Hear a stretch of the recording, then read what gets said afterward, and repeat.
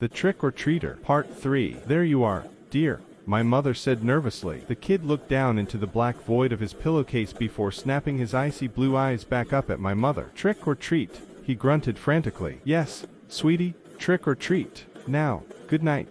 I really must be off to bed. Trick or treat, the boy continued, growing more and more aggressive with each bellow. My mother attempted to shut the door, to which the boy slammed his entire body heavily against the wood. Trick or treat, trick or treat. The wounds on the boy's body that I was sure were not cosmetic at this point boiled and leaked out all over the entrance into our living room as he forcibly shoved his way inside. He simply would not stop chanting those deafening 3 words, even as he tackled my mother to the ground. Rushing to her aid, I pulled with all of my might to restrain the child, but it was as though he had completely latched onto my mother as his fingernails drove deep into her ribcage. I screamed as the sound of flesh tearing filled the room, along with my mother's desperate pleas of agony. Straining with all my might, the boy refused to budge as he snapped rib after rib straight from my mother's torso. He stuffed each bone deep into his never-ending pillowcase, and all I could do was watch in horror as he pried a gaping hole into her chest with his claw-like fingernails. Ripping and tearing, he clawed straight through to my mother's organs and heart, her lungs,